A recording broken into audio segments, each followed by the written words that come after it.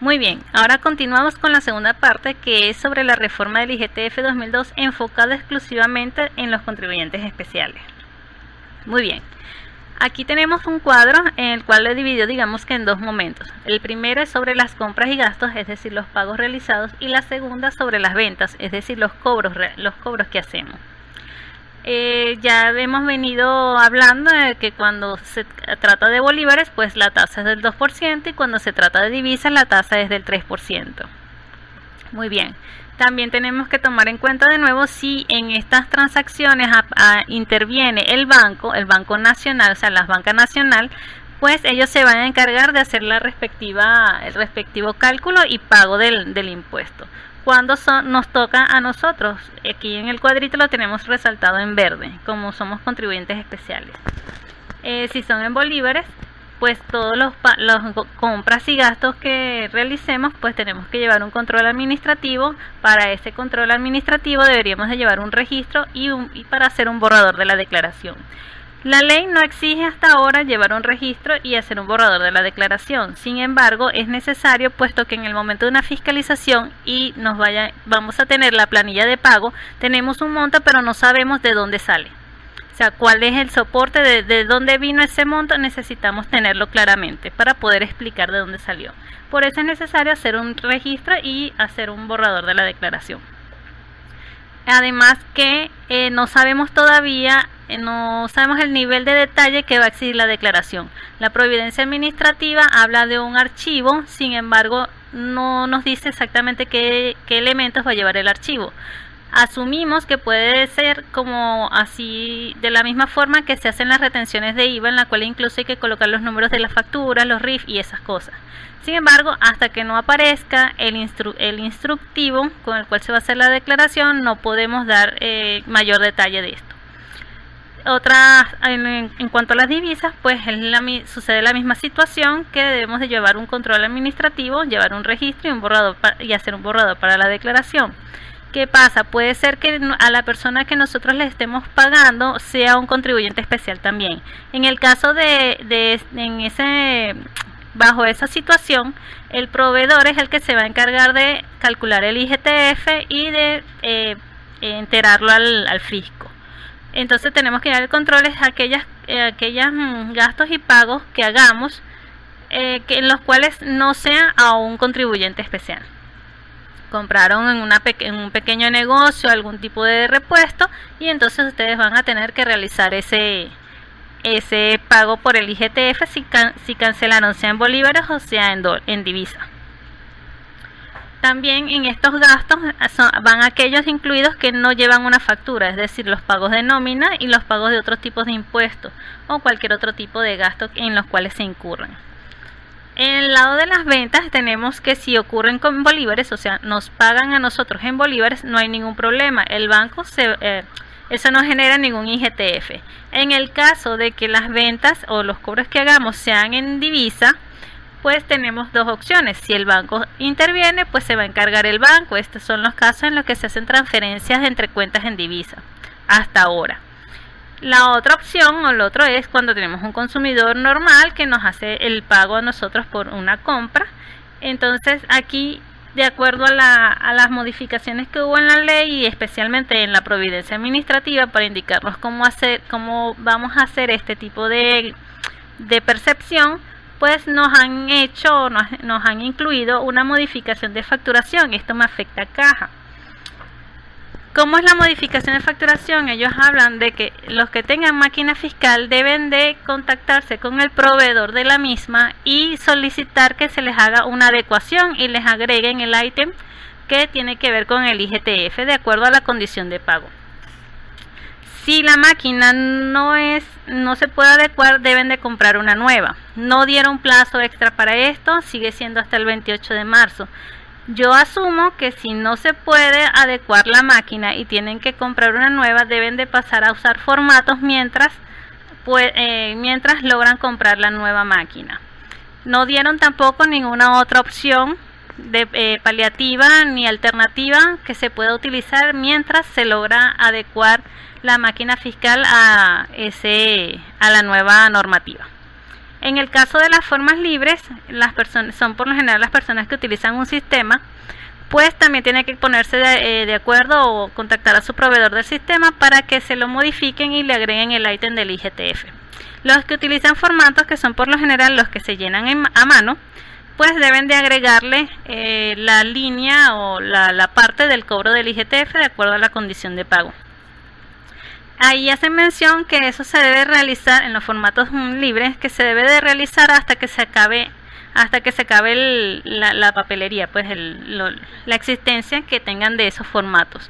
Esto da a entender que para la próxima vez que se manden a hacer esos formatos deben de ir incluido la línea del IGTF. Todo esto viola lo que es la regulación sobre facturación, que es la Providencia Administrativa 071, puesto que ella lo único que regula o se enfoca en regular es lo relacionado con el IVA, y que también exige que no haya modificaciones, ¿cómo es que se dice?, enmiendas en la factura, que sería lo que se va a hacer cuando se hagan a mano la de los formatos. No dan chance, es una locura, pero bueno, es lo que hay. También se agrega aquí en el cuadro resumen, pues el control administrativo de lo que son esas ventas, porque no sabemos, o sea, no todas las ventas van a tener cobros en dólares, y entonces necesitamos saber exactamente cuáles fueron para poder llevar un registro, hacer un borrador y poder declarar. Además, es importante tener en cuenta que el periodo impositivo es quincenal, es decir, cada 15 días de la primera quincena, luego se declaran, luego la segunda quincena del mes se declaran los primeros días del siguiente. Tiene el mismo calendario que tienen las declaraciones por retenciones de IVA. ¿Qué no sabemos aún? ¿Cuál es el procedimiento con el pago mixto? No aclara en ninguna parte de la ley qué hacer cuando se recibe un pago mixto entre divisas y bolívares. El hecho de que lo incluyan en la factura también complica la cuestión con ese fraccionamiento de pago, tanto con el pago mixto como el fraccionamiento de pago por cuotas. Lo complica la situación. La mayoría preferíamos que nos permitieran emitir un comprobante de pago y así podíamos tener el monto exacto sobre el cual calcular el IGTF, pero no fue así. La Providencia Administrativa es la que indica expresamente que debe de incluirse el ítem dentro de la factura. El nivel de detalle que va a pedir el sistema del portal CENIA para hacer la declaración. Tampoco tenemos esta información, debemos esperar el instructivo para saber hasta qué punto o cuáles serían lo mínimo de información que deberíamos de llevar en un registro. Si el pago del impuesto al CENIA se va a hacer en bolívares, si es así, a cuál tasa o si es en la divisa o cripto en la cual se generó el impuesto. Eso tampoco lo aclaran allí, también estamos esperando el instructivo. ¿A qué nos referimos con esto? No sabemos, es mucho más sencillo para el CENIAT cobrar el impuesto en bolívares. Sin embargo, no sabemos a cuál tasa, si a la tasa del momento en que ocurre cada hecho, es decir, cada cobro o cada gasto, y entonces habría que tener en cuenta la tasa BCB de cada uno de esos días en que ocurrieron esas transacciones. O si van a optar por que se declare todo y al final utilicemos una tasa tipo la tasa del día de la declaración. No sabemos.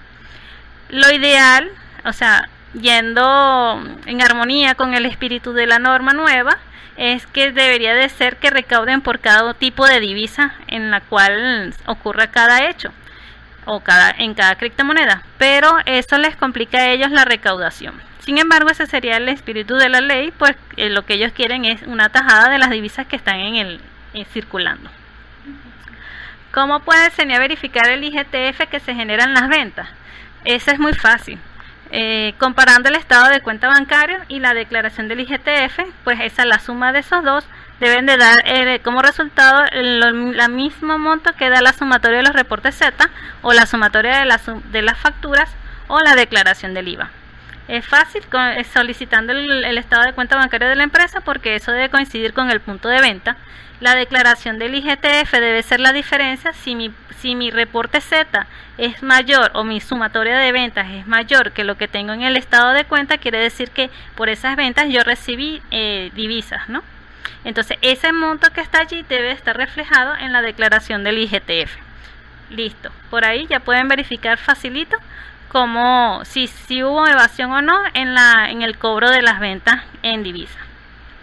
¿Cómo puede Senia verificar el IGTF que se generan las compras y los gastos? Pues cualquier gasto o compra que se contabilice debe tener un pago de IGTF asociado. Así como cuando hacemos el libro de compras de IVA, pues cada una de las compras o gastos que allí relacionamos deben de tener a juro un comprobante de IVA en el mismo renglón. Pues de esa misma forma pueden verificar ellos cuando tenemos lo que viene siendo la contabilidad, todos los gastos que nos queremos rebajar luego en el impuesto sobre la renta, pues deben de tener ya previamente su pago de IGTF asociado, sea por divisa o sea o en bolívares, sea porque lo hizo el banco o sea porque nosotros lo declaramos. Hay que tener en cuenta que estos gastos que están aquí son pagos. Incluye los pagos de la nómina, de impuestos municipales y otros tributos pagados distintos a los pagados al CENIA. Es decir, que las contribuciones municipales, el aseo, el pago de FAO, el pago del seguro social, los pagos de nómina deben de coincidir con los recibos realizados, o sea, ya sea que hicieron una transferencia y aparece por el banco el cobro del IGTF, o porque ustedes la cancelaron, sea en bolívares, o sea bolívares en billetes efectivos, o lo hayan cancelado en divisa, pues deben estar relacionados entonces en una declaración de IGTF. De cara al consumidor, va a haber mucho roce con el consumidor porque ellos no saben quién es contribuyente especial y quién no. Entonces, una sugerencia es colocar habladores de precios para aquellos que tengan productos en vitrina, en los cuales se indique si usted paga en, por ejemplo, bolívares, tal cantidad, esto incluye IVA. Si paga en divisa, X cantidad, esto incluye IVA más IGTF. Y abajo la aclaratoria diciendo que somos contribuyentes especiales y estamos obligados a cobrar IGTF en los pagos recibidos en divisa. Otra opción también puede ser un aviso en caja, que favor indicar forma de pago. De ser en divisas, considere que habrá un recargo del 3% sobre el monto a pagar por concepto IGTF, ya que somos contribuyentes especiales y estamos obligados a cobrar IGTF en los pagos recibidos en divisa. Voy a buscar en la página del CENIA en qué parte aparece de una vez cuando el contribuyente es especial, sujeto pasivo especial. A veces se puede imprimir y colocar también en caja para que ellos tengan más seguridad de que si están frente a un sujeto pasivo especial o contribuyente especial.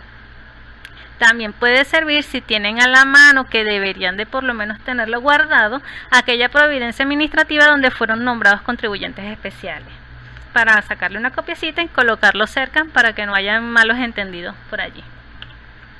Y bueno, con esto culmino lo que más o menos manejamos hasta ahora sobre el IGTF y su reforma. Cualquier cosa, cualquier pregunta, estoy a la orden, me pueden mandar un mensajito, una llamadita. Bueno, muchas gracias por la atención y disculpen lo largo.